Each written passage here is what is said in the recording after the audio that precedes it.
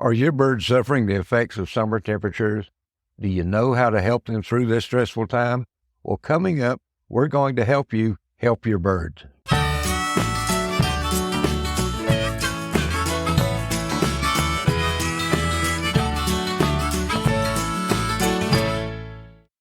This podcast episode features the audio portion from our last Poultry Key 360 video on heat stress and how to help your flock.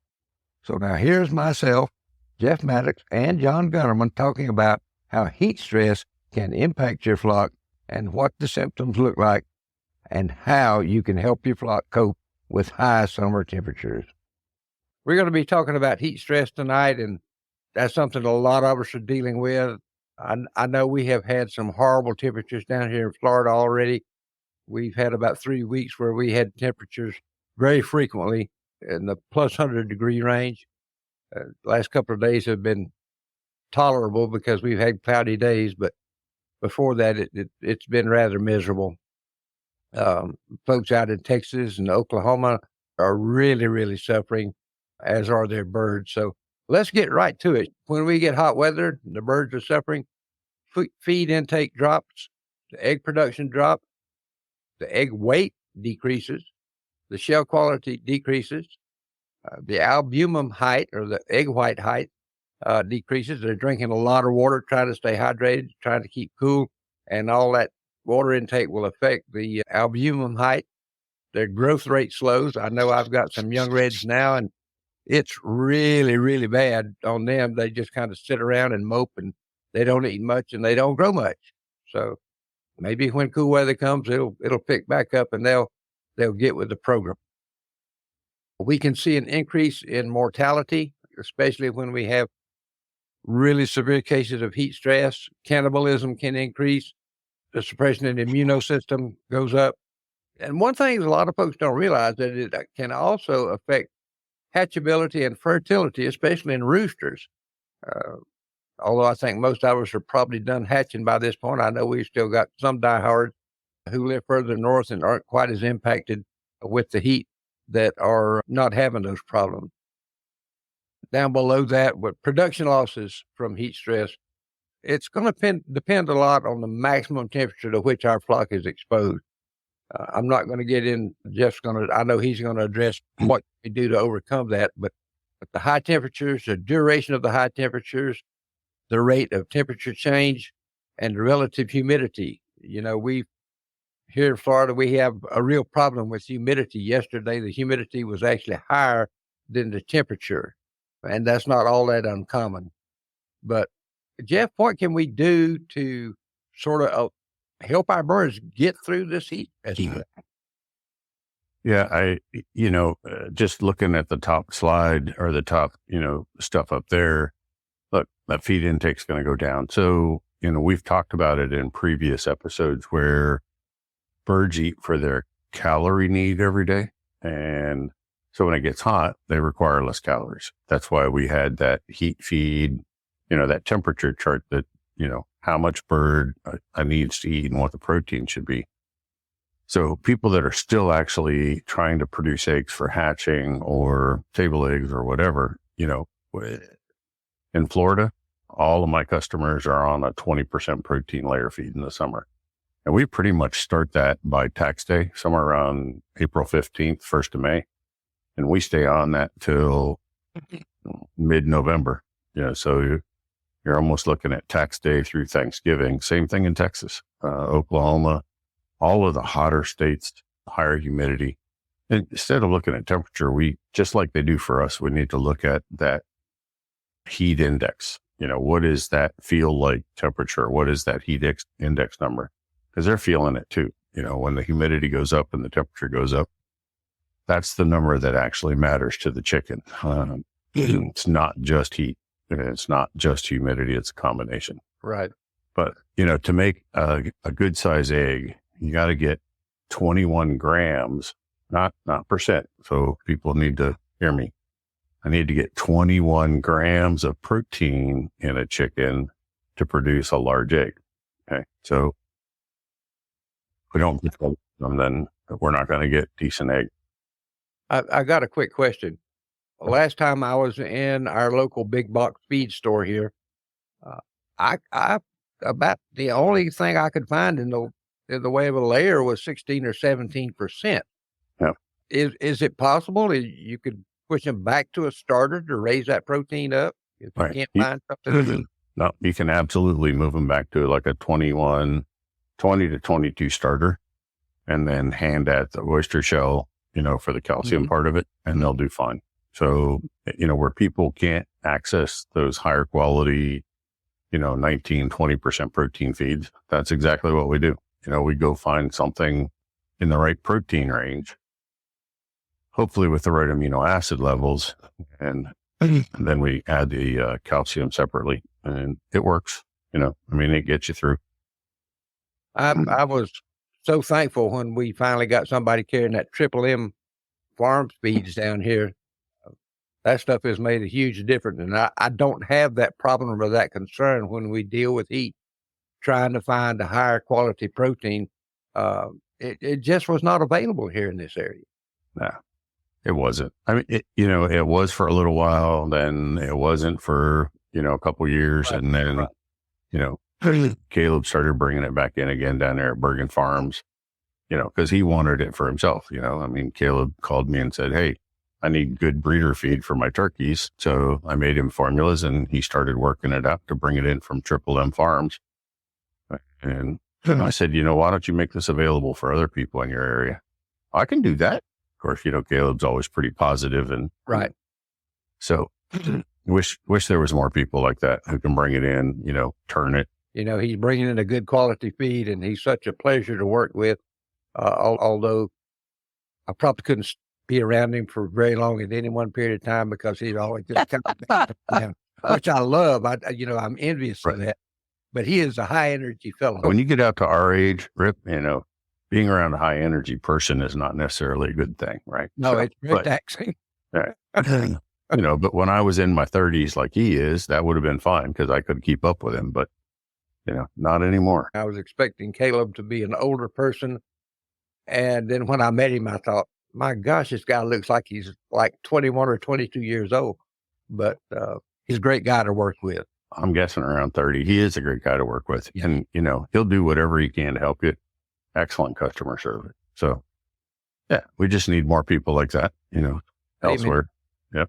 But, and I kind of got us off track with that, but it's just an experience that I've had, and I know how difficult it's going to be for some folks trying to find a higher protein feed to feed their birds. If they're looking for those high-end or higher protein levels in their layers, it's just not out there in a lot of places. So you kind of have to scratch around and do the best you can for your birds.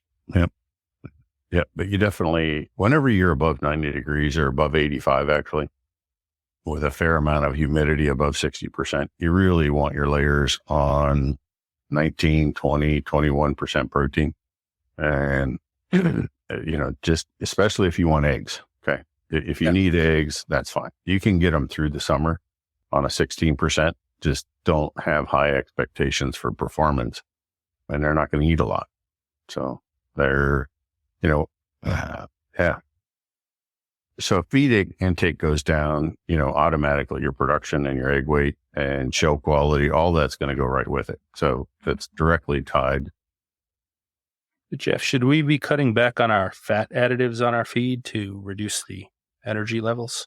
Actually, John, no, because here's the thing. So if you break apart your different components of a feed just into the simplistic, proteins, carbs, and fats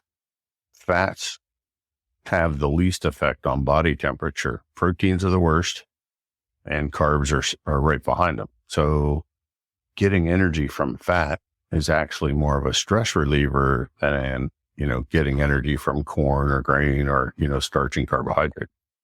So yeah, definitely not the time to remove your fats. And folks, if you're brand new to poultry and you're not really sure what some of the signs of heat stress are, if you see your birds standing around with their wings dropped down and kind of held out from the body, they're trying to cool off. You'll see them panting a lot. They don't have the ability to sweat like we do.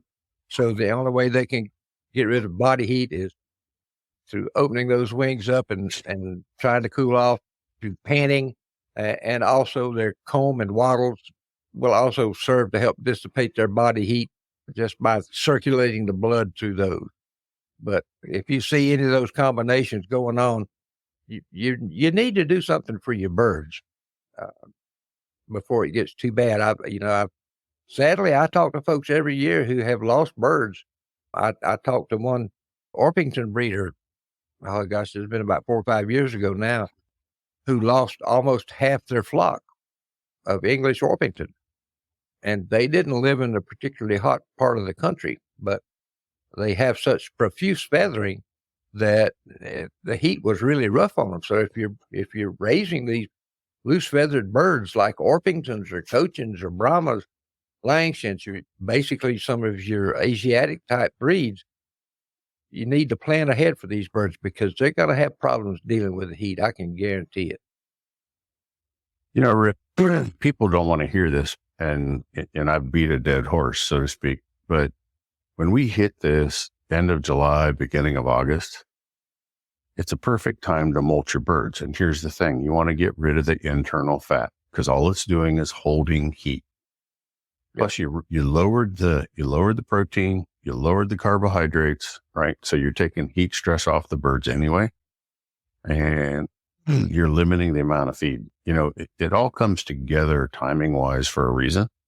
When you hit the hardest, now people living in the tropics with 12 hours of light and the weather's always 85 degrees. The birds don't really know when to molt. I think it's more based on the length of day, just shifting a little bit that might trigger it.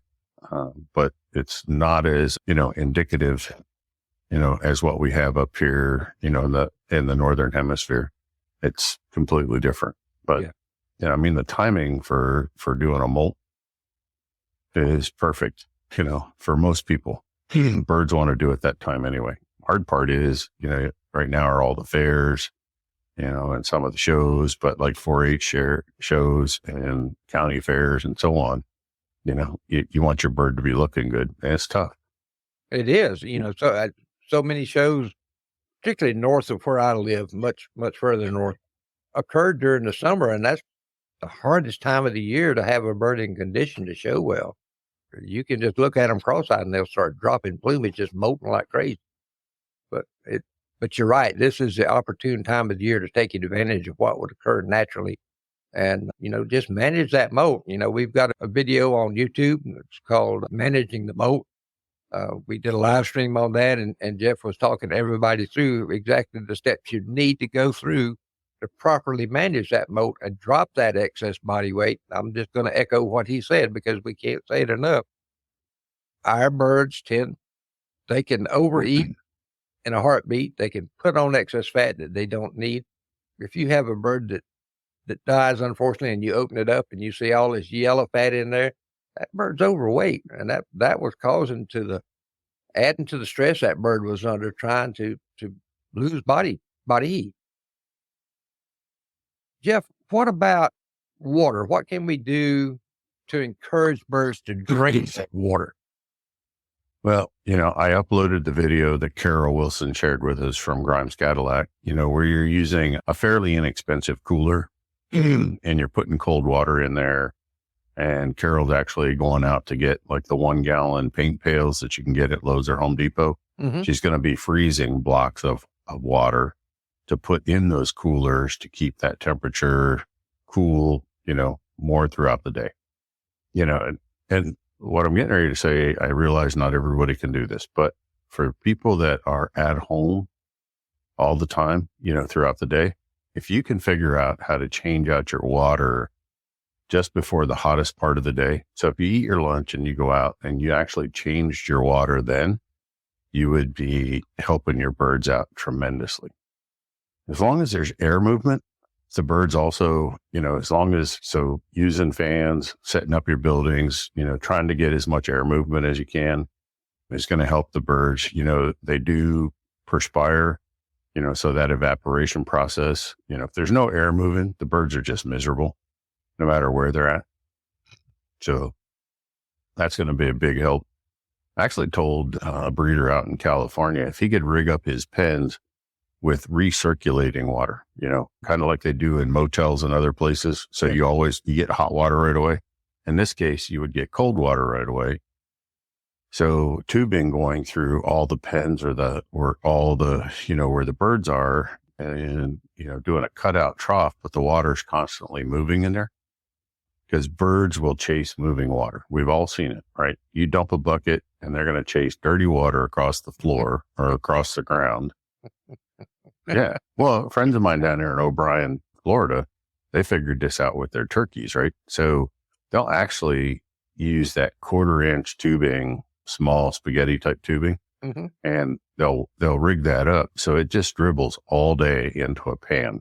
By doing that, they increase their feed consumption by almost 40%, and they knocked off grow out time for those birds. Those are really good numbers. When they figured out that the turkeys needed, they wanted running water, and he sent me a video. I should share that with you. Remind me tomorrow and I'll try and dig it up. But he sent me a video of that dribbling into a pan underneath.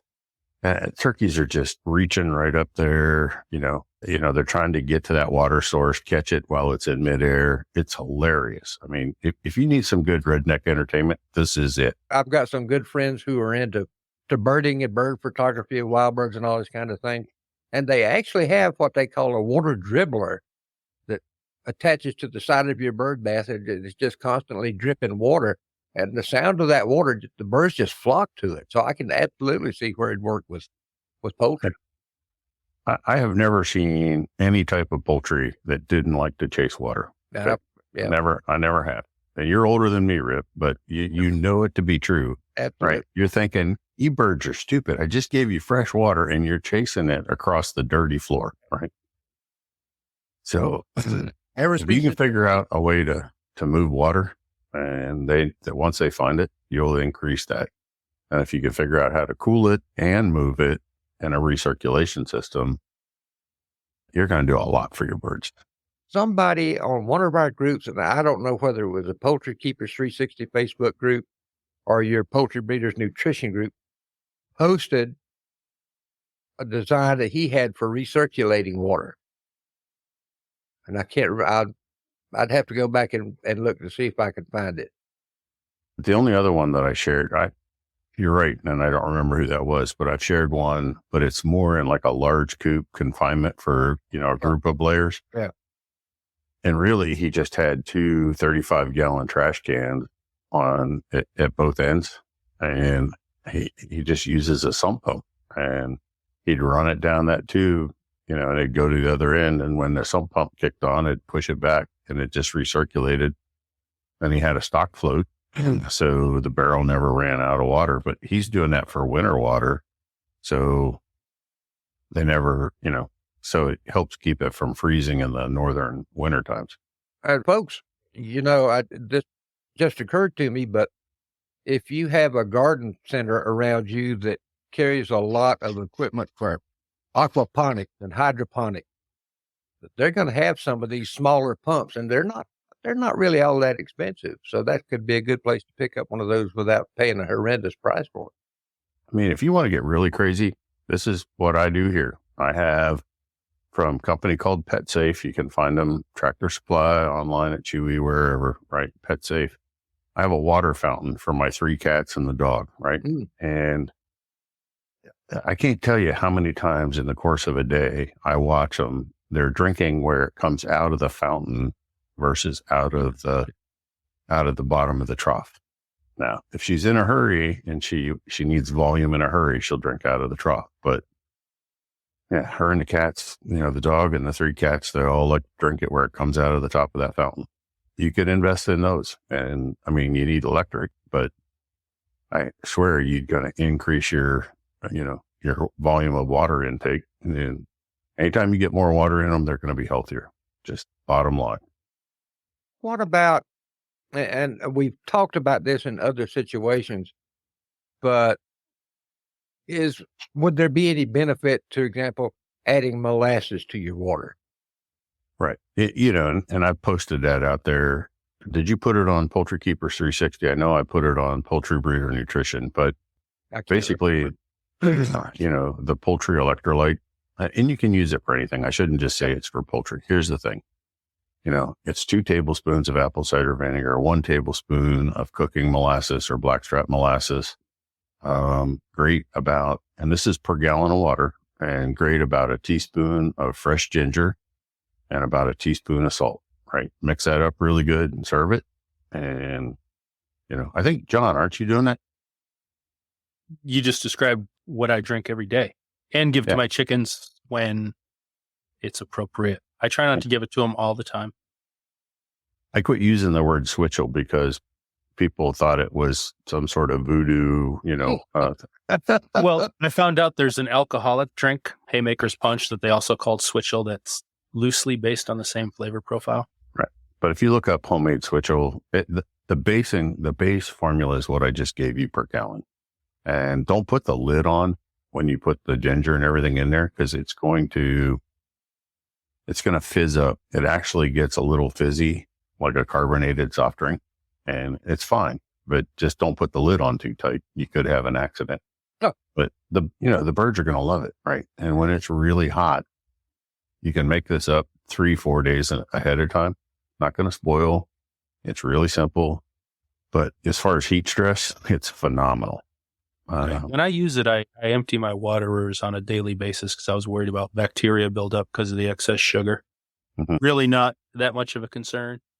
Yeah. If you used it today and tomorrow you just went in and put in fresh water, I'm good. I'm good with that. Okay. Just depends on, how often you're doing it. But when you're above 90, 95 degrees, or your heat index is above 90, man, I could see doing it at least 3 or 4 times a week. And as soon as you serve it, you're going to see the energy level of the birds pick up within an hour. I mean, it is phenomenal how much difference it makes. I know how much of a difference it makes when I drink it. Okay. It's crazy. It's a real energy boost. I was calling it chicken Gatorade for a little while, but that's not really fair. Switchel is hard for people to understand or Google it. So I don't know, but the recipe's out there, Poultry Breeder Nutrition Group. And Rip, you can grab it and put it on the other.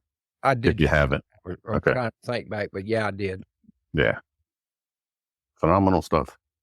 But, cool water, lots of shade, try and capture as much moving air. Garlic going to help this time of year? So here's my thing with garlic is I like to hold it back and only use it when I have an illness. Okay. So if I suspect I have an infection in the bird, that's when I want to really get after the garlic. To use it kind of prophylactically or just use it, because it's awesome stuff, I lose the benefits, when it comes time to treat an illness. So you need to make that personal decision on your own. Do you want to reserve it for an emergency or do you want to use it all the time? There's nothing wrong with using it all the time.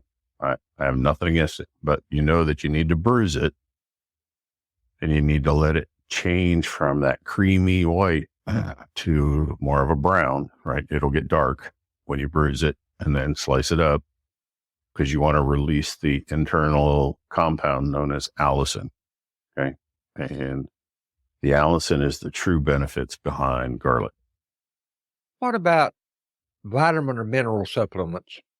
Anything you would suggest there? I've heard all sorts of things, but I never tried any. I'm not opposed to them.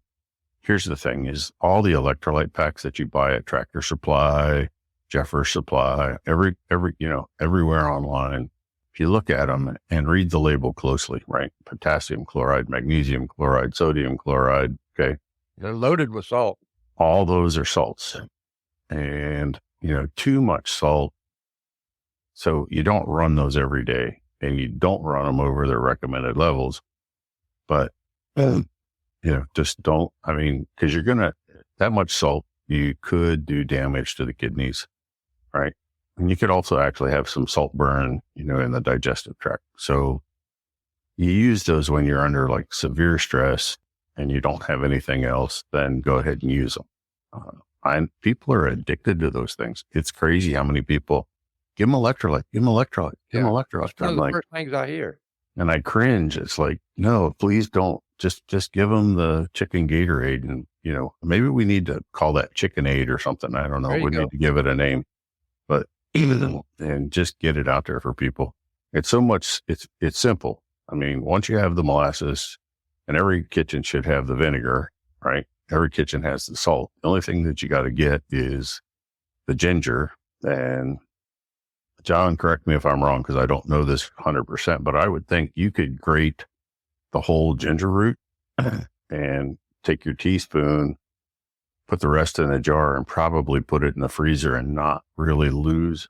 If you were cooking with it, you would lose flavor. But for this purpose of the switchel or the chickenade, I don't think you'd lose the benefits. But I don't know the properties of ginger frozen.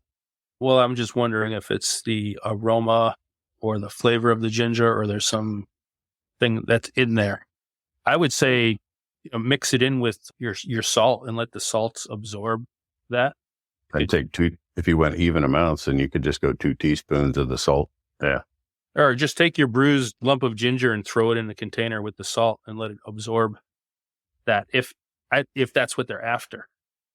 I think it's more than the scent. I really do think there's a compound in the ginger that is giving an energy boost, whether it's vitamin or other. I don't know. But there's definitely an unusual taste with and without the ginger in the switchel. So I notice it. I use candied ginger because getting fresh ginger here out in the hinterlands is difficult. And from my own internal health, I notice a difference. Man, you just start growing some. I can do ginseng here. I can't do ginger. Really? Not even in the greenhouse with the chickens? If I can keep the chickens from eating it. Well, this concludes the live stream's heat stress segment. You can watch the rest of the live streams if you like by going to the Poultry Keepers 360 YouTube channel. We appreciate you joining us for this episode of the Poultry Keepers podcast. Be sure and join us next time, because we have a very special programming announcement to share with you. So until then, we hope your flock stays happy, healthy, and productive.